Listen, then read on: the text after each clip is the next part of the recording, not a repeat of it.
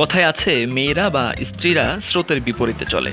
যদিও সবার ক্ষেত্রে এটি প্রযোজ্য না, তবে এটা সত্য যে মাছ সবসময় স্রোতের বিপরীতে চলে, যদিও আমরা তা দেখতে পাই না, কেননা মাছ পানির নিচে থাকে। বন্ধুরা, চলুন আজ আপনাদের এমনই একটি ভিডিও দেখাবো যেখানে রাস্তার উপর দিয়ে স্রোতের উল্টো পথে হাঁটছে মাছ।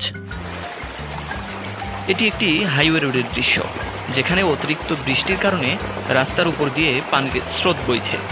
আর এমন সময় মাছগুলো মেতেছে উৎসবে, আর এই উৎসবে যেন তারা প্রতিযোগিতায় নেমেছে রাস্তা পার হওয়ার। কিন্তু সবাই কি আর প্রথম স্থান অধিকার করতে পারে? অনেকক্ষণ ধরে রাস্তা পার হওয়ার চেষ্টা করলেন এই মাছটি। অনেকেই পার হয়ে গেল, কিন্তু শত চেষ্টার পরও এই ভদ্রলোক মাছটি কোনোভাবেই রাস্তা পার হতে পারলেন না। অবশেষে হার মানলেন তিনি।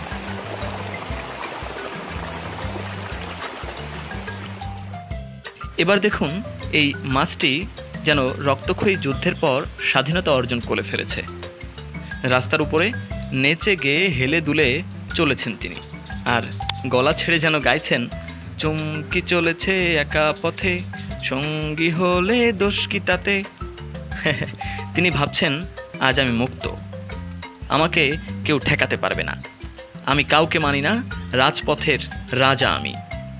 যা হোক, রাস্তায় চলে তিনি বেশ ফুর্তিতে আছেন।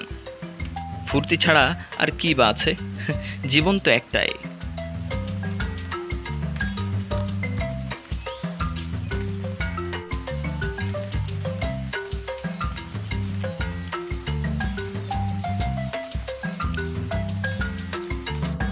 এই ভিডিওটি আপনারা দেখুন, আমি কিছু বলবো না।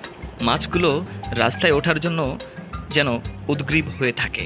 প্রাণের কবি কাজী নজরুল ইসলামের মতো তারাও যেন বলছে, থাকবো না কো বদ্ধ ঘরে, দেখবো এবার জগৎটাকে, কেমন করে মরছে মানুষ পিষ্ট হয়ে চাকার নিচে, থুকু কেমন করে ঘুরছে মানুষ দিক হতে দিক দিগন্তরে।